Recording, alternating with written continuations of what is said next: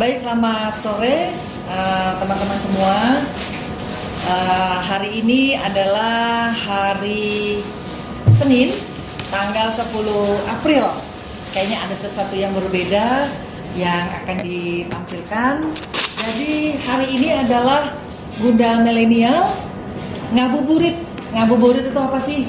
Mengisi waktu sambil menunggu berbuka puasa. Ngabuburit. Nah, biasanya kan suka diisi dengan berbagai kegiatan gitu ya. Khusus untuk Bunda Milenial, ngabuburitnya adalah ngobras. Bukannya jahit, tapi ngobrol santai.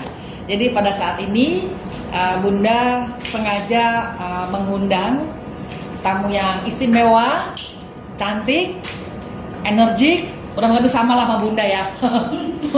Petakilan juga orangnya. 11-12 ini adalah teman Bunda. Mungkin nanti bisa memperkenalkan diri dia adalah siapa, tapi semua pemirsa kayaknya udah pada kenal sama makhluk cantik sebelah Bunda saat ini gitu ya. Selamat sore sayang, kenalin dulu ke teman-teman. Selamat sore.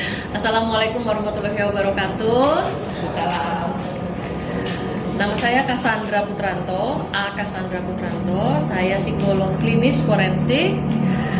Sudah cukup lama praktek. Kalau klinis saya sudah praktek 30 tahun dan praktek psikologi forensiknya 20 tahun di Indonesia. Jadi selama ini saya punya kantor praktek psikologi sendiri di Jalan Keramat Pela 210. Itu usianya juga sudah 29 tahun, 27 tahun kalau nggak Wow, salah. lama banget Ya, lama banget. Seiring dengan waktu praktek. Oke. Jadi pertama-tama dulu kan emang belum bisa langsung buka praktek gitu ya, tapi terus kemudian setelah beberapa saat baru akhirnya bisa buka praktek sendiri. Jadi saya praktek sebagai psikolog klinisnya 30 tahun, buka praktek di kantor Cassandra itu 27 kalau nggak salah sih, 27 tahun yang lalu. 27 tahun yang lalu. Kita lagi apa tuh? 27 tahun yang lalu ya. Oke. Terus mungkin jadi pertanyaan kali ya. Kenapa Bunda Milenial itu menghadirkan seorang psikolog? Jadi mungkin aku cerita sedikit latar belakang gitu kan. Kayaknya dirimu juga udah tahu kali ya. Karena menjelang masuk ke tahun 2023 ya, Bunda Milenial itu tanpa sengaja hadir di tengah-tengah para konten kreator atau YouTuber. Pada saat itu ada satu kisah yang sangat viral, yaitu seorang ibu yang mengalami depresi, diagnosanya lah ODGJ ya, dan kemudian tinggal di sebuah rumah yang cukup besar, tanpa listrik, tanpa air. Dan di situ adalah kisah tentang Ibu Eni dan Tiko. Dan itu cukup viral sekali kisah itu karena menginspirasi siapapun ya. Bakti anak kepada seorang ibu yang mengalami depresi, mengalami gangguan jiwa. Nah, setelah beberapa lama menangani, bukan menangani ya, karena kan saya bukan dokter ya, maksudnya terlibat di dalam kisah itu. Terus Bunda Milenial juga kembali dihubungi sama teman-teman konten kreator ya. Membantu kisah Ibu Mira. Mendampingi ya. Mendampingi kisah itu ya. Namanya Ibu Mira. Dia juga sama, seorang perempuan, seorang ibu yang tinggal di rumah selama puluhan tahun dan mengalami depresi dan gangguan jiwa. Siap dan rela hidup di tengah sampah yang begitu banyak di rumahnya. Mungkin teman-teman juga sudah menyaksikan sendiri gitu ya di channel-channel YouTube Bunda Milenial, dan juga banyak channel yang menayangkan. Setelah Ibu Mira, tidak lama kemudian kami dihubungi lagi oleh teman-teman YouTuber lagi, mereka dari konten kreator peduli ya, untuk mendatangi rumah Ibu Jenny namanya. Lagi-lagi dia adalah seorang ibu, seorang perempuan yang tinggal seorang diri puluhan tahun, ditinggal juga sama keluarga gitu ya, mengalami depresi seperti itu. Jadi sampai akhirnya saya bilang, kok tumben banget gitu ya, ada apa dengan Bunda Milenial dan ibu-ibu semua yang ada di sini adalah mereka yang juga terlibat di sana membantu membersihkan rumahnya, menemani ibu-ibu itu gitu kan. Jadi kan saya bilang sama Mbak Cassandra, itu setelah kita ketemu gitu kan dengan ibu-ibu itu dan juga keluarga masing-masing ya, sampai saya bertanya, kalau orang depresi itu kayak gimana sih ininya, kok sampai dia bisa tahan gitu ya, hidup di sebuah kondisi tanpa air, tanpa listrik, gelap gulita, puluhan tahun, seorang diri, terus berhalusinasi dan sebagainya gitu kan. Sampai kan saya tanya sama Mbak Cassandra, itu sebetulnya kayak gimana ya orang-orang depresi di Jakarta ini gitu kan. Terus dari segi psikologi, karena kalau di kejiwaan ada dua ya, mungkin nanti Mbak Cassandra bisa jelaskan bedanya ini dan itu. Nah kurang lebih itu introduction-nya. Kami ibu-ibu ini menjadi terlibat gitu kan di kisah-kisah para ibu-ibu perempuan yang mengalami depresi dan ada yang sudah didiagnosa schizophrenia. Nah itu apalagi gitu kan. Kadang-kadang kan dulu orang bilang orgil orang gila gitu kan, dulu zaman kita kecil mungkin ya. Tapi setelah itu kan mengalami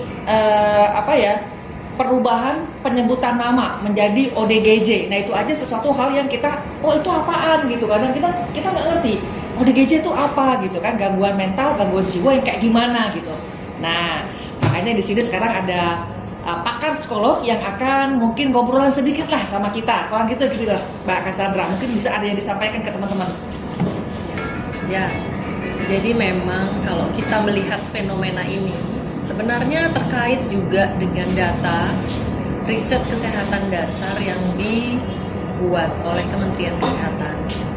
Jadi pada dasarnya kita sebagai manusia bisa berfungsi secara maksimal, bisa menjadi bunda milenial, bisa menjadi tokoh konten kreator, bisa menjadi seorang psikolog, bisa menjadi tukang parkir, kasir, dan lain sebagainya. Ini adalah kehidupan kita. Nah, persoalannya adalah ketika kita lahir, kemudian tumbuh dan berkembang, lalu sampai mungkin kita punya keluarga, terus sampai di titik-titik apapun yang fenomena tadi kita temukan, itu terkait dengan kesehatan fisik, mental, sosial, dan spiritual.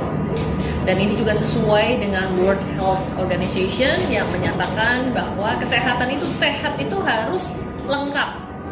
Jadi sehat fisiknya, ya mungkin kalau kita sudah di usia kita nih ya, usia indah, usia kita ini gitu kan, karena usianya sama nih, kita seangkatan sebenarnya. Mungkin sudah mulai ada yang sakit punggung, sakit ini dan itu dan lain sebagainya, mungkin udah mulai keriput sini keluar dan lain sebagainya gitu ya.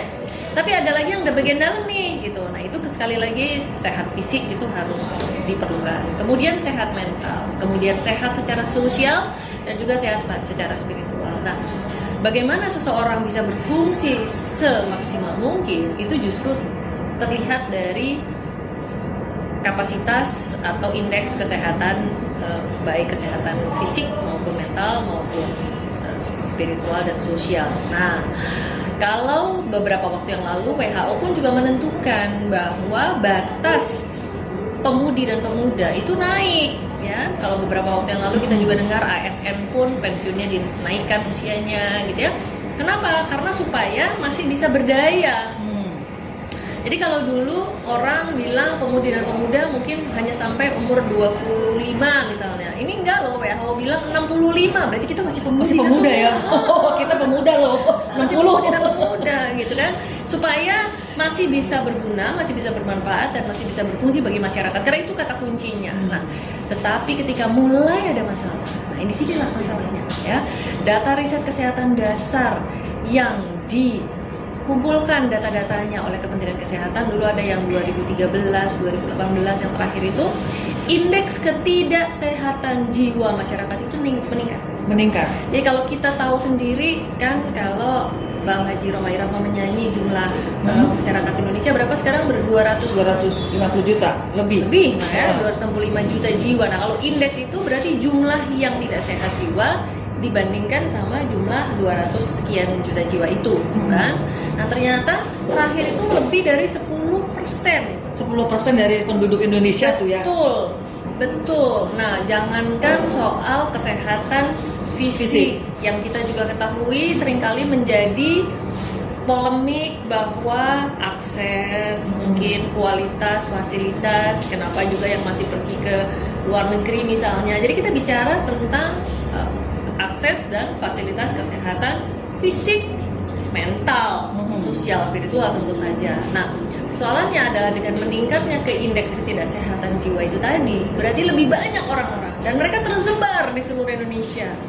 Nah, jangankan tadi di kota besar, bagaimana dengan yang di kota kecil yang terpencil, yang mungkin tinggal sendirian, begitu kan?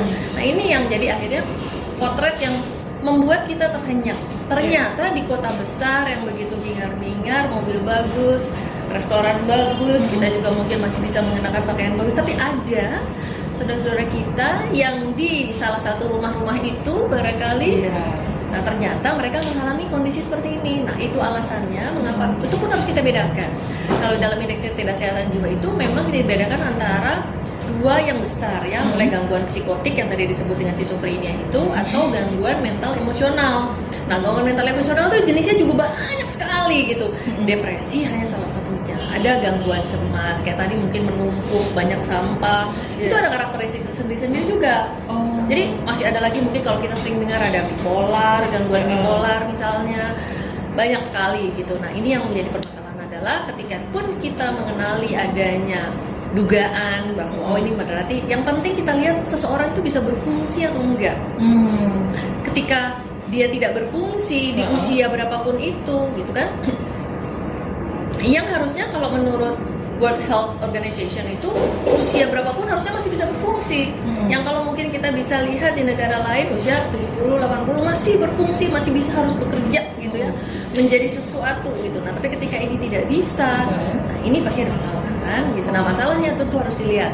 Pertama tetap fisiknya dulu dilihat, kemudian mentalnya, kemudian juga pasti sosialnya pasti akan terganggu.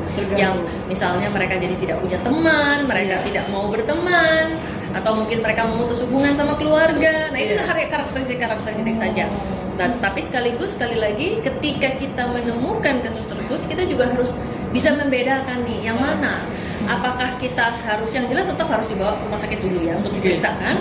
Tapi yang jelas apakah itu berarti ya? Nah ya, yang jelas kan pemeriksaan fisik dulu nih dari sisi dokter umum gitu ya, untuk melihat apakah memang ada fungsi-fungsi yang terganggu.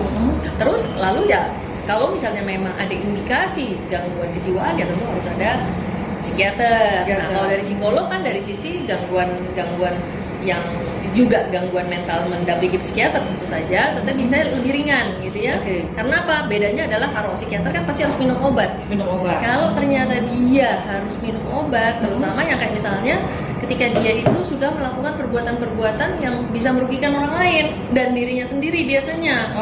Ya, misalnya ya mungkin nanti dia terjun dari apa dan lain sebagainya, itu yang harus kita antisipasi nih. Jadi ketika kita melihat, kita juga jangan langsung merangsek gitu masuk ke dalam, itu kita harus hati-hati. Jadi karena ada yang mungkin bisa mengamuk, ada yang bisa menangis dan segala macam. Jadi kita memang harus betul-betul hati-hati, dan kalau perlu pada saat kita masuk itu kita bawa tim udah lengkap. Ya, jadi ada tim medisnya, ada tim psikologinya. Nah, balik lagi ya, tentu saja saya ketika diajak untuk membahas masalah ini gitu ya, memang ini kan sebagai psikolog itu dan sebagai tenaga kesehatan tentu saja kami ada bagian dari pengabdian sosial. Jadi teman-teman psikolog pasti akan dengan senang hati loh membantu di seluruh Indonesia sekalipun. Jadi terima kasih ya, saya sudah diundang. Jadi karena dengan diundang ini bukan hanya di Jakarta saja gitu ya. Kalau misalnya ternyata nanti di daerah ternyata perlu untuk datang dan mendampingi dan perlu ada dari psikolognya, itu nanti bisa kita melibatkan Ikatan Psikolog Klinis Indonesia untuk psikolog klinisnya gitu ya. Kalau perlu psikolog lain juga mungkin perlu, tapi kalau untuk masalah kesehatan jiwa yang terkait dengan rumah sakit dan lain sebagainya, tentu yang paling tepat adalah psikolog klinis. Soalnya memang kan kayak kita datang dari ketidaktahuan dan orang awam ya pada waktu kita masuk di kisahnya Ibu Eni ya, kemudian Bu Mira dan Ibu Jenny kemarin, kita benar-benar tulus memang mau menolong gitu kan, mau membantu. Memang kalau untuk yang urusan evakuasi itu ada mereka yang memang biasa melakukan evakuasi. Nah terus Memang kita lihat kan kayak yang kemarin di kasusnya Bu Jenny ya, di teman-teman konten kreator peduli. Awalnya kita waktu mendekati itu beliau sangat welcome, ngomong, cerita, nyanyi, ketawa dan sebagainya ya teman-teman ya. Terus setelah beberapa kali kunjungan tiba-tiba dia muncul emosional yang nggak stabil gitu. Dia marah-marah ke kita, banting pintu dan sebagainya. Kita langsung takut juga gitu. Wah gimana nih gitu. Nah, sementara memang info dari beberapa tetangga gitu agak meresahkan yang orang ini, karena kalau dia lagi depresinya keluar, dia akan lempar sesuatu ke jalanan gitu kan. Itu kan berarti seperti yang tadi ya, bisa mencelakakan orang lain dan juga dirinya sendiri gitu. Nah, jadi ketidaktahuan tetapi kita orang yang memang mau menolong, makanya kita butuh banget gitu ya namanya masukan, sharing, bahkan kalau ternyata ada pendampingan gitu ya dari segi psikolog itu justru ini banget gitu ya, thankful banget gitu loh, bahwa kita nggak bisa namanya ketok pintu seenak-enaknya.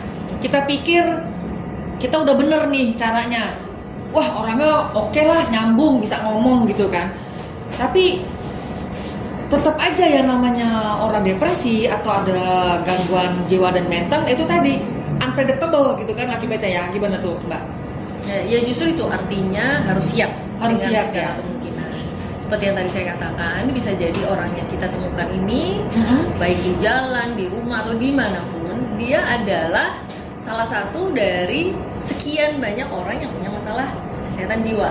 Nah, dengan indeks ketidaksehatan jiwa masyarakat yang lebih dari 10,2% itu. Nah, kalau ternyata itu pun di dalam 10,2% itu pun ada yang beda-beda kan gitu. Nah, kita belum tahu. Nah, itu alasannya mengapa saya menganjurkan tentu saja dan menyarankan apabila memang ternyata ada niat atau upaya untuk mendatangi, mungkin bisa melibatkan psikolog klinis tempat begitu ya. Jadi nggak cuma di Jakarta aja loh, di seluruh Indonesia tuh ada sebenarnya. Jadi tinggal mungkin bersurat gitu ya, tinggal bersurat. Kayak ini Mbak Siska bersurat loh, cuma bersurat sama saya pakai WhatsApp, terus bisa jadi acara ini kan betul. Gitu ya. Jadi pasti kami akan dengan senang hati gitu ya. Apa mungkin mau ke pusatnya dulu? Biasanya sih ke pusat ya. Nanti kalau dari pusat baru nanti bisa diarahkan ke wilayah gitu. Nah, jadi sekali lagi bahwa memang harus ada proses untuk assessment-nya. Jadi pada saat datang itu ada yang memang harus dilakukan. Nah,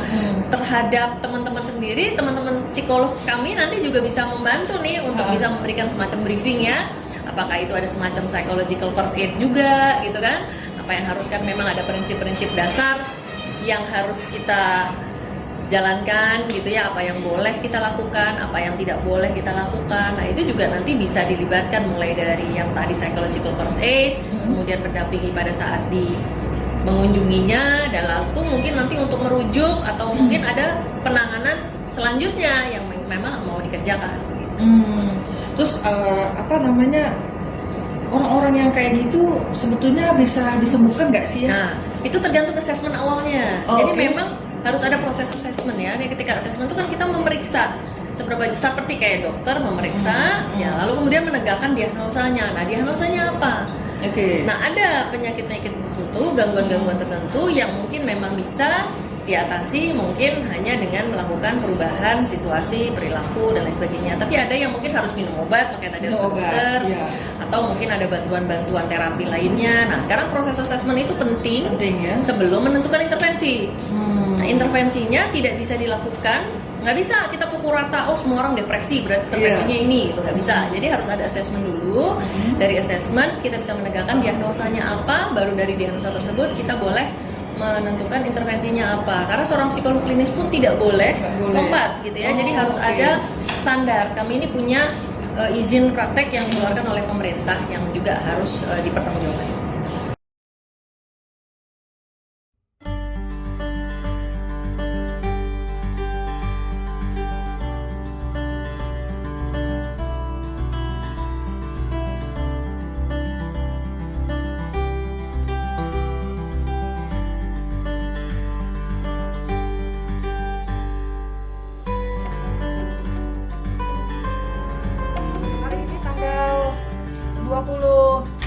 Tanggal 5 Maret Bunda Malia sudah membantu membersihkan ruangan tamu.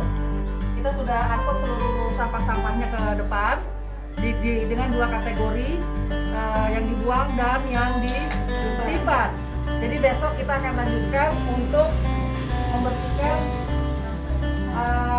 sofa, meja dan sebagainya harus dikeluarkan, dan ini harus disemprot oleh damkar. Besok akan dilanjutkan dengan pihak kelurahan juga.